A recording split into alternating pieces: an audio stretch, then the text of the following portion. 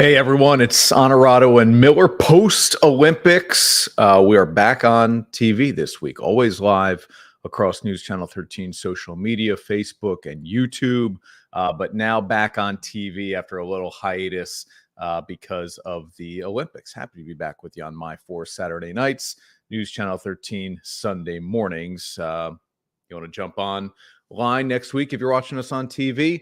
Comment along. Love to have you part of the show. It's just Chris this week for the most part. Ash will pop in for our guest segment coming up a little bit later on in the show. Shannon Miller, Capital Region boxing legend, part of a really cool fundraiser happening next week, Wednesday, August 28th, Saratoga City Center. We will talk with Shannon Miller about that. So much to get to, though. Here is the NFL training camps and preseason football really right in it. We're only a few weeks away from that kickoff between the Ravens and the Chiefs, and then you get the Friday night game in Brazil. We've got contracts, we've got holdouts, we've got injuries in the NFL. Aaron Judge, the fastest player in Major League Baseball history to 300 career home runs. Can he get to 600? Can he break Babe Ruth's Yankees record of 659?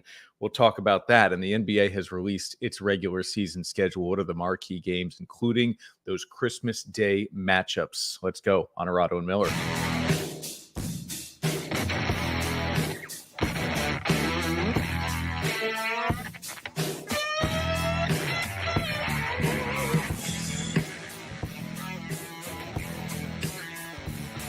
This is Onorato and Miller, sponsored by Alpenhaus. Alpenhaus, Marcella's, Bev's, Novice, Performance Industrial, and Saratoga Casino, our loyal supporters here of the show, Onorato and Miller. Boy, just quick non-sports note here. How about the weather we've had? My goodness. I mean, that includes this night, Thursday, as we do the show live. A week ago, we had that wild weather on a Friday. Today, hail and crazy wind, rain. Goodness, it's been an interesting summer at times, huh? Sam's with us. Always good to have Sam part of the show. All right, this comment really jumped out at me, and I know you're going to say, what do you expect a teammate to say? Why wouldn't he be complimentary? But there's a difference between complimentary and effusive praise, right? And so I thought this comment from Devin Singletary, the running back for the New York Giants, going into his first year with the Giants, I thought this was interesting. It said about Daniel Jones, you know a dog when you see a dog. Now, for the crowd that isn't aware, in this case, dog is a high praise. Are we, the media and fans, underselling Daniel Jones? Remember the last time we saw him at full health for a full season, he won a playoff game on the road. And he did something no other Giants quarterback had done in a playoff game in terms of passing yards, rushing yards. It's the contract, I think, that really holds up everybody from wanting to accept him as a capable starter in this league. Now, is he top 10? No, of course not. Should he be getting $40 million a year? No. But who am I to say what a player should or shouldn't get, right? $40 million now is low. 55 is the ceiling. So Jones maybe is pegged where he should be in terms of average annual salary. Anyway, I thought this was interesting that Singletary, having been with the Giants now for an offseason and been around Daniel Jones, saying good things about the quarterback. We know he's sneaky athletic, which is to say, because he's a white quarterback, we don't expect him to be able to run really well or avoid pressure, throw on the run, do some of these things, right, that he is capable of doing. And because he went to Duke and all this stuff, it's all there. So he has that. Accurate thrower. Not going to blow you away with arm strength. But again, I wonder if, the death of Daniel Jones as the Giants starting quarterback is a little overblown and we're getting ahead of ourselves a little bit here. Interesting. Look, if he has Malik Neighbors for the entire season, Jalen Hyatt, figure some things out at tight end. Even without Saquon Barkley, this may not be terrible. Okay. Sam says he stinks. Won't make it through the entire season. Now, do you think he won't make it through the entire season because of injury, or do you think Tyrod Taylor replaces him? That's kind of the question here. Sam's predicting 6-11. Troy says Jones can play, might not be elite, but I think he's good enough to. Yes, I agree. Now, I don't know that he's good enough to get this team to the playoffs, but he's good enough to get a team to the playoffs. Troy's right. Troy's absolutely right. Okay, and I'll just follow this up here. Right. Never cover NASCAR. You're right. We don't. But we're going to. With the race at Watkins Glen coming up, we are going to, Troy. So I'm not going to take deep dives into NASCAR now, but that's my opportunity there at least to tease ahead to future NASCAR segments in the next 3-4 weeks. We're going to do that twice. We're going to do that. So stay tuned. Okay. Adam, is great to have you back, Adam. Cowboys fan, dog like a poodle. You know, poodles are nasty dogs, aren't they? I think they're tough. I think poodles are tough. On the surface, not so much. But apparently the bite is equal to the bark. A poodle. And we're going to get to Adam's Cowboys here in a little bit because you can't go more than 10 minutes or 7 minutes in without talking about the Cowboys. So we will do that. A couple of injury notes, though, here that are obviously on the top of the headlines. Matt Milano today, again, live on a Thursday night across News Channel 13's Facebook and YouTube, torn biceps. Now, this is an injury that has ended player seasons in the past. The projection here for the Bills Pro Bowl linebacker is maybe back by December. This is a huge loss for a Bills team that is favored to win the division. And now maybe, considering all the changes offensively for Buffalo, right? No Steph Diggs, no Gabe Davis, still two really good tight ends. They add guys to the wide receiving core, but not at the caliber of a Stephon Diggs. Maybe addition by subtraction, if you consider attitude and that type of, that's fine. So how much now really does Josh Allen have to shoulder? Is this defense able to hold up a little? Milano is the key guy in the middle of that defense at linebacker. That's a big, big loss for Buffalo. And J.J. McCarthy, who last week I said on the show wouldn't start a single game this season for Minnesota because I believe Sam Darnold would play at a high enough level under Kevin McConnell. Well, guess what? Now McCarthy won't play a single snap. He's out for the year. And so I will say not a huge loss for Minnesota because, again, I believe Darnold was going to be the starter all year. Unless they got deep in and you're out of the playoff hunt and, okay, let's get McCarthy some starts. Where this really hurts Minnesota is the development of J.J. McCarthy. Just to be able to practice every single week. Take those snaps and practice. If Darnold's banged up a little bit during the year and he can't practice every day, he gets some reps with the ones.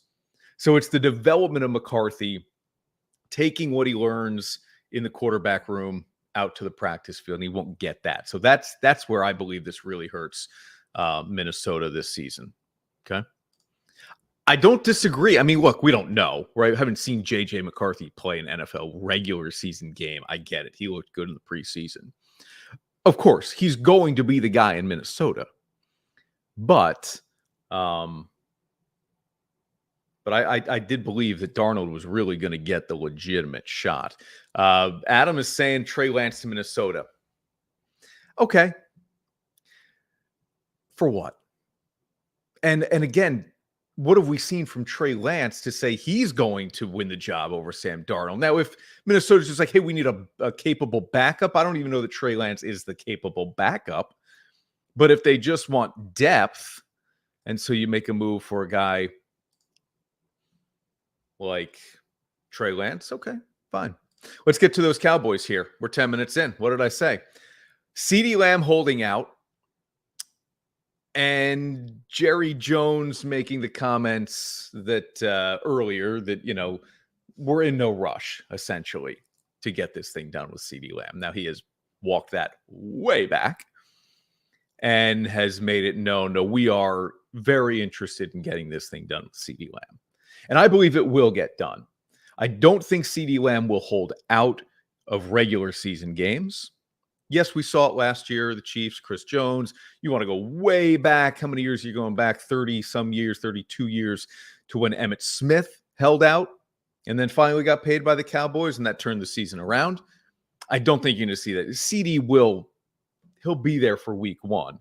Now, how much of the timing and his game shape and all that stuff is in play for week one, hard to say.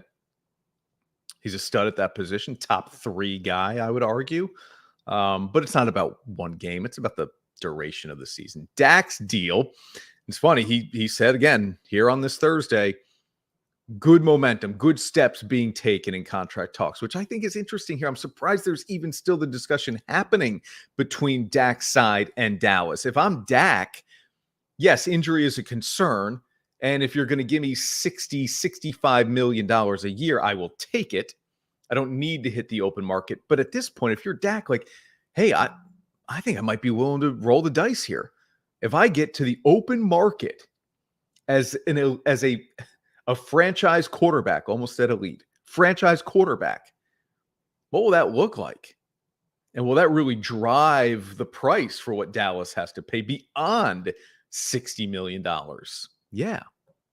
So this is a really interesting one to watch, because I was convinced that there's no way Dak would get a deal before this season is over. Sam says Dak to the Raiders. Yep. A lot of Dak to the Giants talk happening. Maybe. Yeah, look, we go back to the Trey Lance discussion here with Troy. Yes. They are so good around the quarterback position that they can trade up to get a guy like Trey Lance at number 3 and miss on him. But, I mean, how much credit do we really give Niners scouting to know what they had in Brock Purdy? They didn't know. If they knew what they had in Brock Purdy, they wouldn't have waited until the very last pick in the draft to take him, period.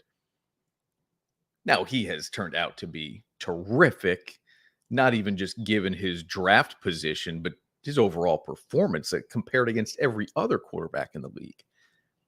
And some of that's development, but they didn't know what they had in him. And I'm not saying Troy is saying that the Niners knew, but it's a little much. It's a little much. Micah Parsons, okay, name not on the screen, a concern as well. If you could only sign one guy, who would it be?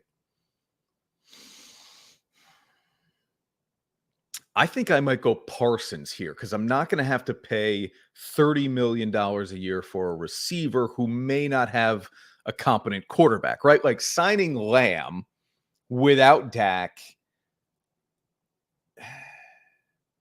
Why?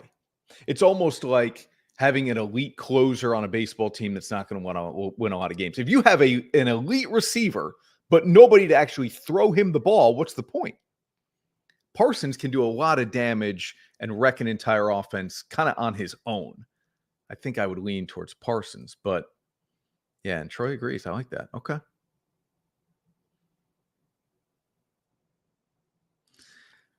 A lot of teams could use Dak. Can't trade him. No. Yeah, and this is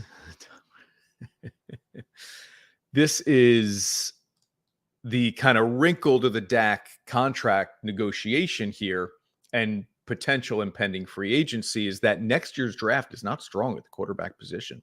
Shedeur Sanders is who Adam was referring to there, Deion's son.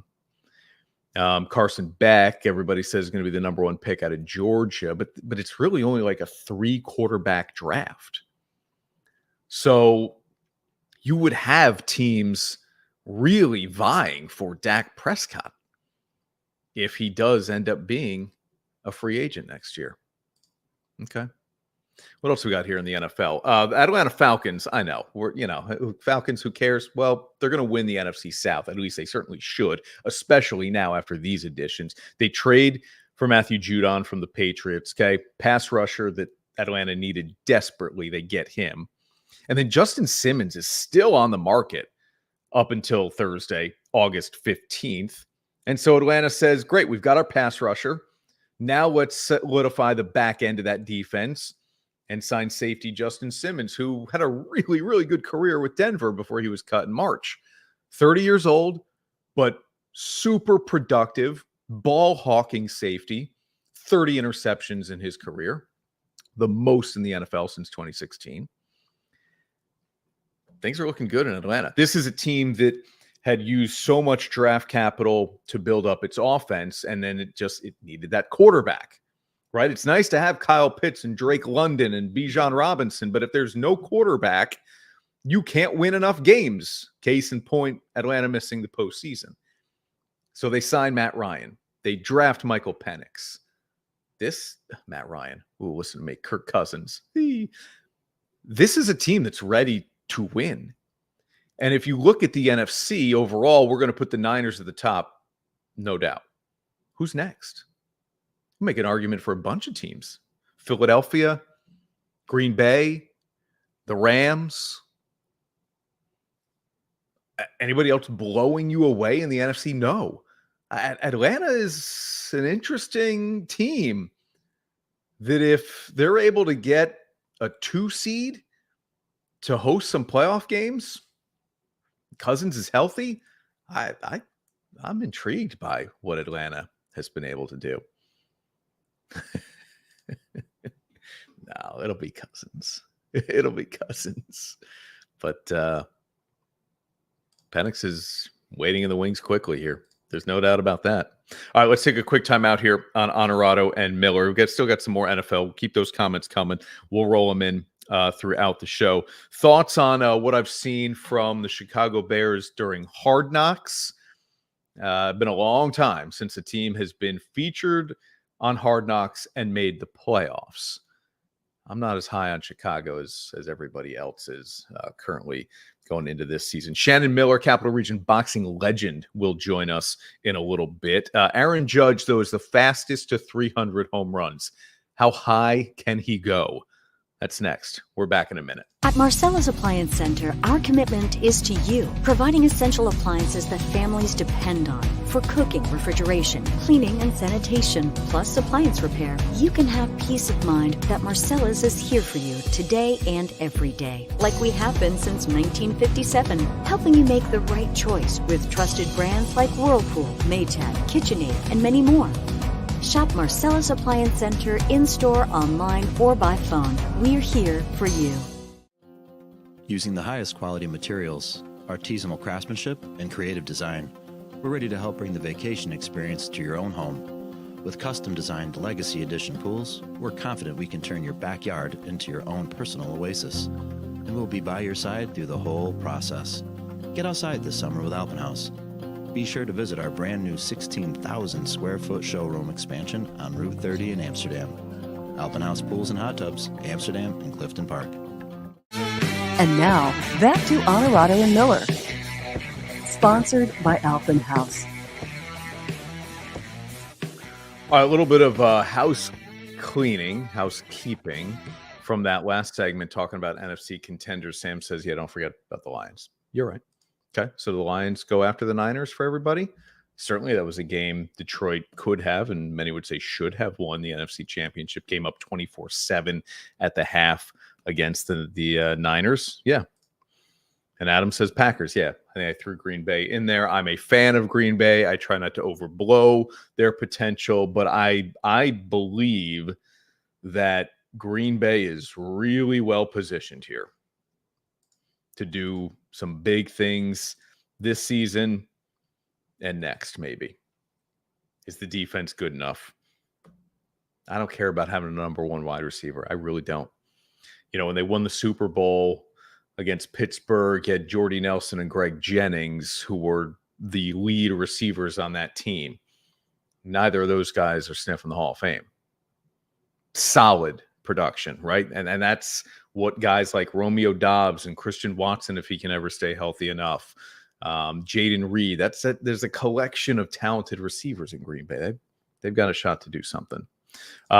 Okay, on Wednesday night, the Chicago White Sox intentionally walked Juan Soto in the 8th inning with a man on base ahead of Aaron Judge. Now, the background on this is that Soto had hit 4 home runs in the last 2 games. Okay. But it's still Aaron Judge. I mean, you don't intentionally, I don't care who it is and how hot he is. You just don't intentionally walk somebody ahead of Aaron Judge. And Judge said that it got to him. It made him angry. And he went deep. The Yankees beat the White Sox 10-2. New York is in first place in the AL East, only by a half game. But Judge here is the fastest to 300 career home runs. Now, this is not something I'm paying attention to. I'm tracking it. But in the context of where he could finish his career, this becomes an interesting discussion. He did it in 955 games. Ralph Kiner needed 1,087 games, I believe is the number, to get to 300. And that was his record. So 1,087 games to get to 300.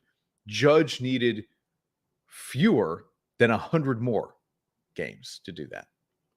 Think about this. That's impressive. Now, the only thing holding Judge back is his age.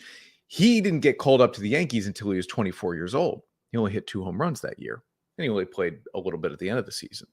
So now at 32, time is not on his side. And so instead of his torrid pace of 51 home runs per 162 games, leading us into a discussion of, hey, can he catch and pass Barry Bonds?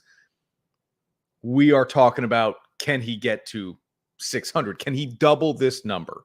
Can he join the 600 home run club? That would pass Mickey Mantle on the Yankees franchise career all-time home run list, but it wouldn't catch Babe Ruth.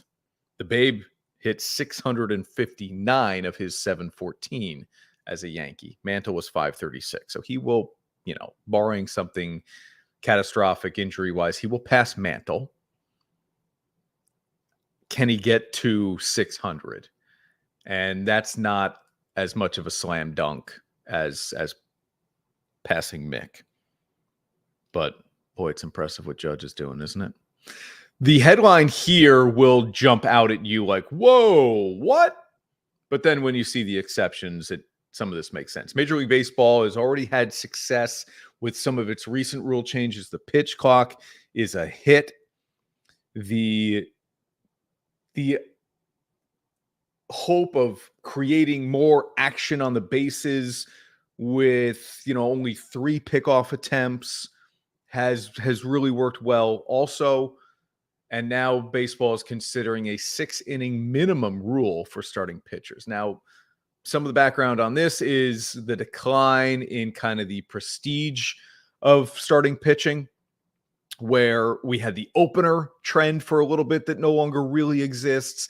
The emphasis on guys out of the bullpen who throw 100 plus miles an hour, just one right after another, after another. So your pitcher, if your starter gives you 5, you can piece it together with a bullpen of flamethrowers. And the injury concerns here that maybe pitchers are blowing out their elbows at such a historic rate because they're not worried about length of each start. They are out there thinking, I am going to go as long as I can while throwing as hard as I can. Instead of first inning easing into this thing, and now I'm loose in the second and the third. Then by the 4th and 5th, I'm at my peak. Then I'm kind of slugging through it in the 6th and the 7th and the 8th. That's not the mentality. The mentality is the first pitch out of my hand will register triple digits on the radar gun. And a lot of guys are able to do that, but they're gassed by the 5th inning. I am generally not a fan of changing or putting rules in place that handicap coaches or managers in this instance of using strategy. Now, if a pitcher reaches 100 pitches, you can pull them. 4 earned runs or more, you can pull them. Or if there's an injury. See, to get guys feigning injuries, maybe. But I was a little against the idea of banning the shift only because there was a strategy to it. Now, the comp I always made was, well, the NBA doesn't allow you to play zone. And so I could get on board there. Okay. If I just don't like my pitcher's stuff and he's only given up 3 runs, but the bases are loaded in the 4th inning or in the 5th inning or even in the 6th, right? And it's a 1-1 game and I've got an opportunity to bring in a reliever to get me out of that jam, I should be able to do that. So I like the spirit behind this potential rule. I just think it needs some tweaking. Again, everything has to, you can't have guys sitting in offices on Park Avenue just making rules kind of willy-nilly here. We need a little more real life put into this thing. Again, that example of if I've got a pitcher, a starter, who is not at the 100 pitch threshold and he's not injured and the game is tied at 2, but the bases are loaded and there's nobody out in the 5th or 6th inning, I should be able to take him out in favor of a reliever who can get me out of that situation. Okay?